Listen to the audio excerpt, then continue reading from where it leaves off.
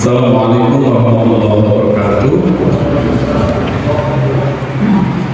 Alhamdulillah wa syukurillah, salatu wassalamu ala rasulillah Sayyidina Muhammadin ibn Abdillah wa ala alihi wa sahbihi wa mawalah wa la hawla wa la quwwata illa billah. Makanya yang kami hormati Ibu Sekdes beserta seluruh jajaran perangkat desa Karangtengah, teman-teman dari pengelola Badan Usaha Desa Karangtengah, serta Bapak Ibu sekalian yang berkenan hadir pada kesempatan pagi siang hari ini. Mewakili pemerintah desa serta warga desa Pamuharjo, kami mengucapkan selamat datang, beriring ucapan terima kasih atas kehadiran Bapak Ibu sekalian, teman-teman semua, baik dari perangkat desa maupun dari pengelola dan usaha desa di desa Pamuharjo. Semoga pertemuan kali hari ini membawa berkah bagi kita semua.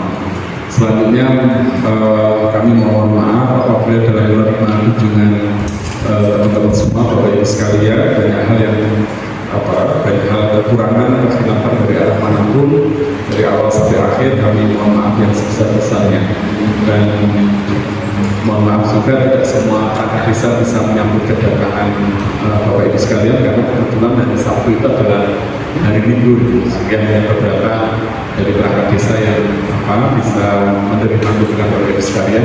Dan kebetulan hari ini sebenarnya sebagian besar dari perangkat desa ada kegiatan bersama-sama dengan desa-desa yang lain dalam satu lingkup kecamatan atau di Gunung Kidul, sehingga situasinya sepi.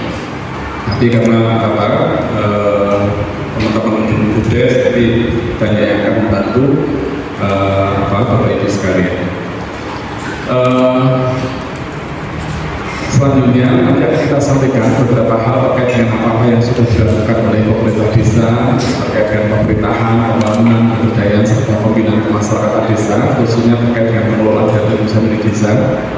Nanti kalau misalnya ada beberapa hal yang sempat disampaikan oleh pengelola BUMDes kita, bahwa salah satu fokus pembelajaran yang ingin kita diskusikan pada kesempatan hari ini terkait dengan pengelolaan wisata dan pengelolaan sampah, ya.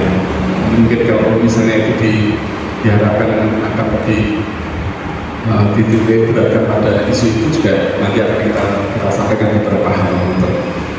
Baiklah Bapak Ibu sekalian, teman-teman semua, untuk memberikan gambaran, perkenankan kita menyampaikan beberapa hal informasi awal, harapannya dapat memberikan gambaran kepada Bapak Ibu sekalian terkait dengan apa yang sudah dilakukan oleh pemerintah Kabupaten Pamuharjo dan sebagai bahan awal untuk kemudian kita mendiskusikannya.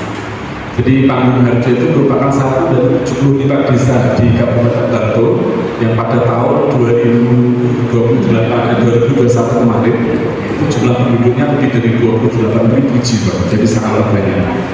Secara administratif mendiami wilayah kurang lebih 9.560 hektar, ini terbagi menjadi 14 dusun dan 119 RT. Jadi jumlah RT-nya saja banyak sekali. Jadi kalau misalnya mengundang musyawarah desa, ya kira-kira penuh ulangnya. Nah, sebagai desa yang berbatasan langsung dengan ibu kota provinsi, Pamuharjo itu merupakan kawasan strategis perkotaan dari kota Yogyakarta, di mana hal ini juga berarti bahwasanya Pamuharjo itu merupakan kawasan strategis ekonomi dari kota Yogyakarta. Termasuk juga karakteristik sosiologis dari warga desa Pamuharjo itu sedikit banyak mencirikan karakter masyarakat perkotaan, di mana sumber kehidupan ekonominya itu lebih banyak didominasi dari sektor jasa dan perdagangan. Jadi sedikit berbeda dengan desa Karangtengah, ya, yang karakter sosiologisnya mesti lebih banyak didominasi dengan karakter pedesaan. Kalau Pamuharjo itu lebih banyak didominasi dari karakteristiknya itu sedikit banyak mencirikan karakter masyarakat perkotaan. Termasuk kemudian ketika kita berbicara tentang kemiskinan, jadi kemiskinan yang ada di Pamuharjo itu juga sedikit banyak mencirikan karakter kaum miskin kota. Jadi kemiskinan yang ada di desa dengan yang ada di kota itu berbeda. Kalau di Karangtengah, semiskin-miskinnya warga desa itu masih punya aset berupa tanah. Tapi kalau di Pamuharjo, kalau sudah miskin, biasanya mereka tidak punya rumah, dia juga tidak punya tanah. Sehingga sebagian dari warga desa kami itu profesinya sebagai kontraktor. Jadi kontrak sana, kontrak sini, kontrak sana, tidak kontrakan. Jadi kepanggil kali warga, saat ini kita RT pinter banget. Itu kita kena ingkar halus tapi nyelekit. Karena tahun kemarin di RT 5 saat ini pindah ke RT gitu. Ini kira-kira gambaran apa secara umum desa Pangguwarjo. Nah, Pangguwarjo itu dikenal dengan berbagai macam predikat. Salah satunya dikenal sebagai desa yang memiliki badan usaha milik desa, di mana bumdesnya itu merupakan salah satu bumdes terbaik di Indonesia. Jadi kenapa terbaik? Karena setahun 2019, setahun sebelum pandemi, pendapatan bumdes kita itu mencapai angka 6,9 miliar. Selama masa pandemi kita masih mencatatkan pendapatan positif di atas 3 miliar dan hari ini sudah kembali tumbuh di atas 4,7 miliar. Tapi besarnya pendapatan itu tidak diperoleh dari pemanfaatan bentang alam, karena Pangguwarjo itu tidak punya bentang alam yang baik. Tidak seperti desa Karangtengah yang berdekatan dengan gunung, tidak seperti desa Utuh di Bali yang punya pantai Pandawa, tidak seperti desa Tobo yang punya sumber daya air dan lain sebagainya. Sehingga yang kita manfaatkan itu bukan bentang alam, tetapi bentang hidup dari warga desa. Jadi desa itu di samping punya bentang alam, dia juga punya bentang hidup, meliputi bentang sosial, bentang budaya, bentang teknologi, bentang lingkungan dan lain sebagainya, yang kemudian itu kita kelola melalui badan usaha milik desa. Sehingga salah satu unit usaha pertama kita itu adalah pengelolaan sampah dalam rangka untuk memanfaatkan salah satu hasil dari aktivitas sosial dari warga desa.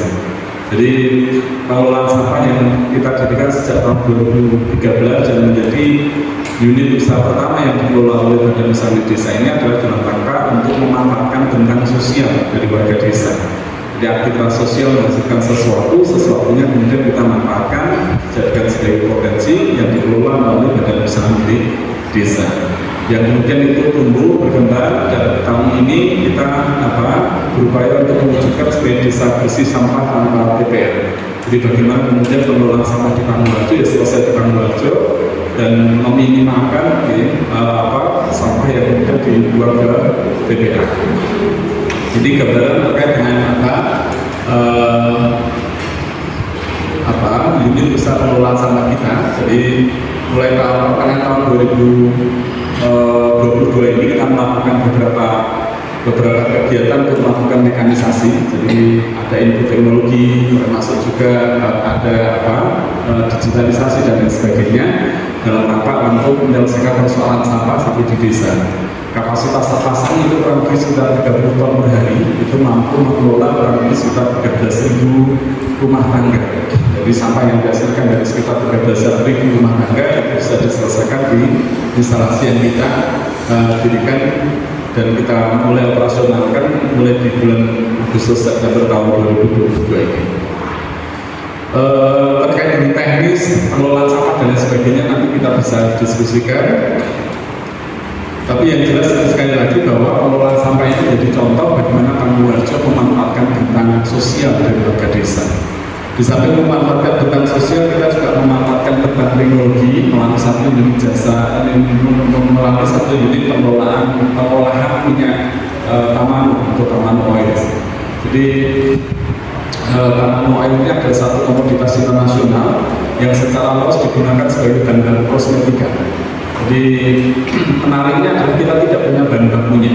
Jadi bahan baku itu kita ambil dari Madura, dari Banyuwangi, dari Cilacap dan sebagainya untuk kemudian dibawa ke Pangguwarjo, diolah lebih lanjut menjadi minyak Tamanu yang kemudian itu dipasarkan ke industri-industri kosmetik baik di dalam maupun di luar negeri. Jadi meskipun tidak punya bahan baku, tetapi kita menjadi satu-satunya desa yang memproduksi minyak Tamanu karena kita punya teknologinya. Jadi kebetulan ada warga desa yang kita dalam pengembangan teknologi tepat guna, yang kemudian mereka kita dorong, kita arahkan untuk bisa membuat satu peralatan yang bisa mengolah buah nyamplung itu menjadi minyak Tamanu. Tamanu Oil yang dikelola oleh Badan Usaha Milik Desa ini adalah gambaran bagaimana Pangguwarjo memanfaatkan tentang teknologi dari warga desa. Di samping itu juga kita memanfaatkan bentang budaya melalui satu unit jasa wisata desa yang kita sebut sebagai Kampung Mataraman. Jadi Kampung Mataraman ini adalah satu kawasan di mana Bapak Ibu sekalian teman-teman semua bisa menikmati nuansa masyarakat pedesaan di awal abad 19 yang bertumbuh pada 3 aspek, yaitu sandang, pangan, dan papan. Jadi Jadi keragaman nilai maupun ekspresi kebudayaan yang pernah ada di Pandoarjo dan tumbuh itu kemudian kita kemas, kita kelola melalui satu unit jasa wisata desa yang kita sebut sebagai Kampung Mataraman ini. Dan Kampung Mataraman ini menjadi contoh bagaimana kita memanfaatkan bentang budaya dari warga desa. Kita juga memanfaatkan bentang ekonomi melalui satu platform sosial kampus yang kita sebut sebagai pasardesa.id. Jadi pasardesa.id ini adalah satu platform sosial kampus yang kita inisiasi di awal-awal pandemi di 14, diresmikan oleh Menteri Desa di 14 April tahun 2020 dalam rangka untuk menjadi salah satu instrumen pengurangan atau mitigasi dampak ekonomi oleh karena adanya pandemi. Jadi pasar desa ini kira-kira mempersatukan sebagian warga desa yang masih punya daya beli dengan sebagian warga desa yang punya barang-barang persediaan yang tersimpan di toko warung warga desa. Yang kemudian pasar desa ini tumbuh menjadi aplikasi pendukung penyaluran BLT dana desa yang diberikan secara non tunai di Pandoarjo dalam rangka untuk memperluas wilayah manfaat atas keberadaan BLT dana desa. Dan hari ini pasar desa ini menjadi jembatan pertukaran komoditas antar desa di 300-an desa di beberapa wilayah di Indonesia. Di samping pasar desa ini kita juga ada satu inisiasi untuk mengkonsolidasi, mengumpulkan para pelaku industri rumah tangga pangan yang ada di Pandoarjo melalui satu unit namanya rumah produksi komunitas. Jadi kita bangun satu tempat, kita cukupkan peralatannya, dan kemudian memfasilitasi para pelaku industri rumah tangga pangan yang selama ini mereka mempunyai kesulitan untuk memperoleh izin produksi maupun izin edar, karena biasanya tempat produksi mereka itu nempel dengan dapur keluarga, sehingga mereka mengalami kesulitan untuk memperoleh izin produksi maupun izin edar, sehingga mereka kita kumpulkan di rumah produksi komunitas itu. Di samping itu juga kita fasilitasi terkait dengan peningkatan akses pasar, sehingga hari ini kita berjejaring dengan jaringannya Transmart di 108 Transmart yang ada di Indonesia untuk mensuplai kebutuhan snack-snack tradisional. Ada pepaya, ada cambau, macam-macam dengan merek Pangga. Jadi kalau Bapak Ibu sekalian ke Transmart terus menemukan merek Pangga, itu bisa jadi produknya berasal dari desa Pandoarjo. Jadi terutama yang berada di wilayah distribusi Indonesia Timur. Jadi di Jogja, Jawa Tengah, Jawa Timur, terus kemudian Bali, Lombok, dan Kupang itu suplai snack-snack tradisional yang dijual melalui jaringan Transmart itu berasal dari desa Pandoarjo. Dan keberadaan rumah produksi komunitas maupun pasar desa ini adalah gambaran bagaimana kemudian kita memanfaatkan tentang pasar atau tentang ekonomi dari warga desa. Bapak Ibu sekalian, teman-teman semua, di samping itu juga Pandoarjo dikenal sebagai desa yang memiliki tradisi juara. Jadi hampir setiap tahun kita itu memperoleh apresiasi baik dari kementerian, lembaga, organisasi masyarakat sipil baik di tingkat nasional maupun regional, tingkat nasional, regional maupun internasional. Terhitung sejak tahun 2013 misalnya kita ditetapkan sebagai penyelenggara terbaik dengan keluarga balita tingkat nasional. Tahun 2014 menjuarai lomba desa tingkat nasional. Tahun 2016 itu ditetapkan sebagai desa inspiratif oleh Kementerian Desa. Tahun 2017 itu penyelenggara terbaik tingkat nasional untuk B2 KPKK. Tahun 2018 memperoleh KKP utama tingkat 3 dari Menteri Dalam Negeri. Terus kemudian tahun 2019 itu memperoleh apresiasi dari Asia di Forum of ASEAN Leadership Award, sebuah apresiasi yang diberikan kepada pemimpin yang berperan penting dalam pembangunan desa dan pengentasan kemiskinan. Di tahun 2020 menjadi satu-satunya desa yang memperoleh Sinopip dari Kementerian RB terkait dengan inovasi pelayanan publik dalam penanganan COVID. Dan di tahun 2021 kemarin ditetapkan sebagai desa pertama yang ditetapkan oleh KPK sebagai desa anti korupsi pertama di Indonesia. Yang kemudian di tahun ini ada 10 desa di 10 provinsi yang didorong untuk mengikuti jejak Pandoarjo sebagai desa anti korupsi. Beberapa bulan yang lalu saya baru pulang dari Jerman untuk mengikuti satu international conference terkait dengan rural agenda. Jadi bagaimana menyusun agenda pedesaan ke depan. Dari sekitar 40-an negara yang memiliki wilayah setara dengan desa, seperti desa gitu, yang kemudian kumpul untuk merumuskan agenda pedesaan ke depan. Bapak Ibu sekalian, Pamungharjo juga dikenal sebagai desa pertama yang mengembangkan program perlindungan sosial secara mandiri. Jadi jauh sebelum adanya Kartu Indonesia Sadar, Kartu Indonesia Sadar atau Kartu Indonesia Sehat. KIS itu Kartu Indonesia Sadar atau Kartu Indonesia Sehat. Jadi kalau sakit jadi minta sabar gitu. Jadi jauh sebelum adanya program perlindungan sosial itu, kita sejak tahun 2013 telah mengembangkan berbagai macam program perlindungan sosial dalam rangka untuk memberikan perlindungan kepada warga masyarakat yang mengalami kerentanan melalui beberapa skema. Salah satunya adalah melalui program rumah sewa sederhana dalam rangka untuk meningkatkan akses terhadap hunian yang layak, khususnya bagi kelompok-kelompok rentan. Di samping itu juga kita menjadikan Badan Usaha Milik Desa itu sebagai bagian dari jaringan layanan sosial untuk meningkatkan akses warga masyarakat yang berasal dari kelompok rentan untuk memperoleh sumber penghidupan yang layak. Jadi 60% dari sekitar 100-an tenaga kerja yang hari ini dilibatkan di Badan Usaha Milik Desa itu berasal dari kelompok-kelompok rentan. Ada pemuda putus sekolah, ada perempuan, para keluarga, ada lansia, ada kawan-kawan difabel, ada anak jalanan, ada ODGJ, orang dengan gangguan jiwa, yang kita tahu mereka itu relatif punya keterbatasan akses untuk memperoleh sumber penghidupan yang layak ketika bekerja di luar desa. Sehingga kemudian kelompok-kelompok rentan itu kita berdayakan, kita menjadi bagian dari Badan Usaha Milik Desa. Kita juga ada program perlindungan kesehatan dalam bidang kesehatan. Kita punya perawat desa yang kita berikan tugas untuk memberikan asuhan keperawatan kepada orang lansia dengan keberuntungan, untuk memastikan para lansia itu berada dalam kondisi hunian yang layak, memperoleh asupan pangan yang cukup, serta berada dalam kondisi kesehatan yang termonitor. Termasuk kemudian sejak tahun 2019 kita memberikan tambahan asupan pangan. Jadi setiap jam 11 siang dan jam 4 sore para lansia dan ketergantungan itu senantiasa kita kirim langsung makan, dan itu berlangsung sepanjang tahun. Jadi selama setahun itu kita hanya libur 2 kali, yaitu di hari lebaran pertama dan hari lebaran kedua. Selebihnya baik hari Minggu maupun tanggal hari libur nasional lain, para lansia dan ketergantungan itu senantiasa kita kirim langsung makan. Kita juga ada program perlindungan kesehatan program perlindungan kesehatan ibu dan anak. Jadi seorang ibu hamil di Pamungharjo itu sebenarnya berhak atas layanan paripurna berupa 7 kali pemeriksaan kehamilan, 1 kali persalinan normal, 2 kali pemeriksaan nifas, dan 5 imunisasi lengkap untuk si bayi secara gratis di 2 rumah persalinan yang ada di Pamungharjo. Jadi kalau misalnya ada seorang ibu hamil, sebenarnya dia cukup datang ke kantor desa, bisi-bisi sama Pak Lurah. Pak Lurah, saya hamil. Itu sudah cukup, karena tidak pernah ditanya macam-macam. Jadi itu susahnya jadi kepala desa di Pamungharjo. Warga desanya yang hamil, kepala desanya yang tanggung jawab. Ada yang mau ganti?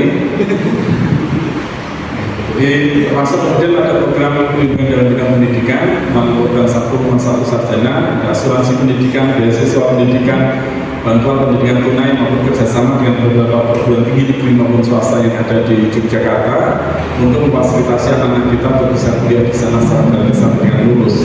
Termasuk kemudian juga pendidikan, lembaga pendidikan non formal yang inklusi setara dengan kelompok bermain, TK, SD, dan ini sedang kita siapkan lembaga pendidikan non formal setingkat dengan SMB, karena ada beberapa warga belajar kita yang kita untuk tahun itu sudah memasuki usia SMP. Termasuk kemudian juga memanfaatkan beberapa lahan di tanah milik desa untuk ruang-ruang sosial yang inklusif, sehingga memungkinkan kawan-kawan kita lansia, perempuan, anak untuk berkegiatan, baik untuk kegiatan kebudayaan maupun kegiatan sosial lain. Kira-kira itu Bapak Ibu teman-teman semua, Bapak Ibu sekalian, terkait dengan sekilas tentang desa Pamungharjo. Jadi sebelum nanti masuk ke Bumdes, ya mungkin terkait dengan, karena berdasarkan informasi dari Bu Sekdes bahwa teman-teman semua baru saja dilahirkan, ya, kira-kira hal-hal apa saja yang penting untuk kemudian diketahui agar kemudian teman-teman semua itu mampu mendorong perkembangan Bumdes sesuai dengan semestinya. Artinya juga bisa tumbuh secara baik, memberikan keuntungan sekaligus membawa kemanfaatan, dan juga bisa menjadi bagian dari pemerintah desa untuk menjadi alat politik dalam rangka untuk mendidik warga desa, dalam rangka untuk menjadikan desa sebagai arena demokratisasi lokal. Kira-kira itu, sebelum nanti kita masuk ke BUMDes, misalnya ada satu dua hal yang perlu dipertajam informasinya dan yang perlu dikonfirmasi sebelum nanti kita masuk ke dari tentang BUMDes. Ada pertanyaan atau komentar atau kita lanjutkan ke materi selanjutnya? Atau Bapak sekali muncul pertanyaan, ini kota Pak beda dengan desa. Bagaimana kemudian desa-desa kita yang jauh dari akses, kira-kira semacam itu. Sudah mulai membandingkan, ini kan kota, ini kira-kira desa di Jogja, kita di Banjarnegara di puncak gunung, di atas awan. Ada yang mulai mempertanyakan hal itu? Nah, kalau misalnya ada komentar atau pertanyaan atau